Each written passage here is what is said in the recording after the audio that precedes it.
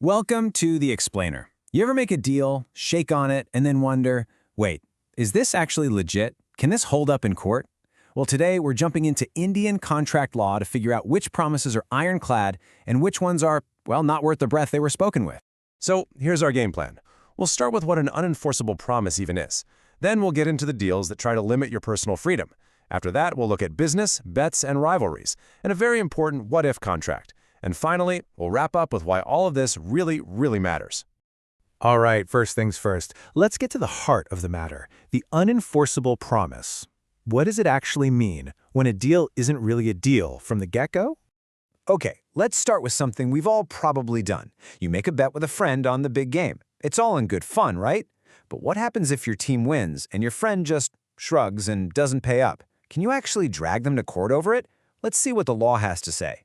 Well, here's where the law chimes in. The Indian Contract Act has this little thing called a void agreement, and it's exactly what it sounds like. It's a promise that the law won't enforce. It was never a real contract to begin with. You could say it was a deal that was dead on arrival. Now, this is where things get really personal. Let's talk about deals that restrict your freedom. Believe it or not, there are some promises that are so fundamental to who we are that the law says you just can't sign them away. Yep, you heard that right. Section 26 of the law basically draws a line in the sand. Why? Because public policy says marriage is a fundamental personal choice. So any contract that completely blocks someone from getting married is just void. No ifs, ands, or buts. And check out this real-life case. It makes it super clear. So a guy, A, promises to marry only B. And if he marries anyone else, he has to pay a penalty. Well, guess what? He goes and marries C. So B takes him to court for the money. But the court said, nope, not going to happen. That original promise was an illegal restriction on his freedom, so the whole deal was unenforceable. And hey, it's not just about who you can or can't marry. It goes deeper. Think about your right to seek justice. According to Section 28, you can't be forced into a contract that says you give up your right to go to court. It's a basic right, and it's not for sale. Okay, let's switch gears and talk business. And, maybe a little bit about rivalry and chance. The same principles apply, but the stakes can get a whole lot higher. Now, this one is a huge deal. The law wants a level playing field. It's all about promoting free trade and competition. So the general rule is simple. Any deal that flat out stops someone from working in their chosen profession is void. The law wants you to be able to go out and earn a living. And we've seen courts enforce this again and again. Get this. In one case, a bunch of comb makers all agreed to sell their stuff to just one guy. The court stepped in and said, no, that's a monopoly, and declared the agreement void. In another case, a business literally paid its competition to shut down. Again, the court said that's not fair play, and the deal was voided. And this is a really big but. It's not always that black and white. The law is smart. It understands that sometimes a few restrictions are actually necessary to keep things fair.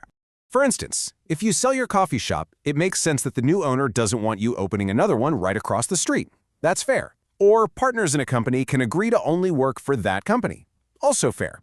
And yeah, your boss can stop you from working for a direct competitor while you're still employed. It all comes down to one magic word: reasonable. All right, pop quiz time. Let's see if you're getting this. A surgeon's employment contract says their assistant can't open up their own practice for 3 years after they quit. So, is that a valid agreement? What do you think? If you said no, you are absolutely right.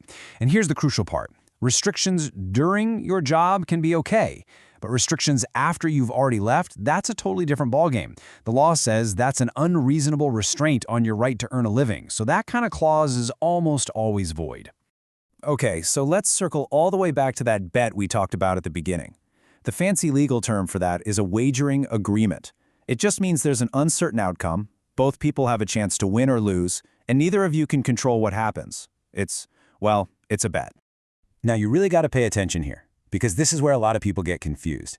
There's a huge difference between a wagering agreement, which is void, and something called a contingent contract, which is totally valid. The key difference is your interest. In a bet, you only care about winning the money. But with something like fire insurance for your house, you have a very real interest in your house not catching fire.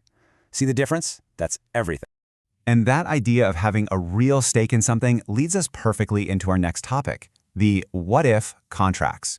These are the valid, enforceable deals that hinge on something happening in the future. So what is it? Honestly, the best way to think about it is an insurance policy.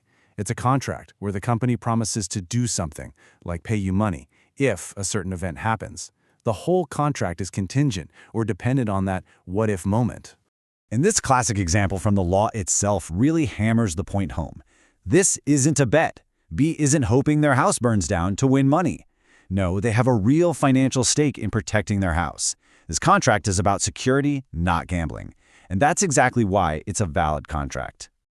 All right, we have covered a ton of ground here, from personal promises to big business deals. So let's bring it all home and talk about why any of this actually matters in your day-to-day life.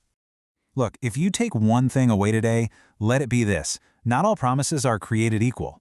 Knowing which deals are void from the start is like a superpower. It protects you, it stops you from relying on an empty promise, and empowers you to make agreements that will actually stand up when it counts. Now, we've really only just scratched the surface of contract law. But hopefully it gets you thinking a little more critically. So the next time you shake hands on something, a little voice might just pop into your head and ask, is this just a casual promise, or is this a contract that truly counts? Thanks for joining me on this explainer.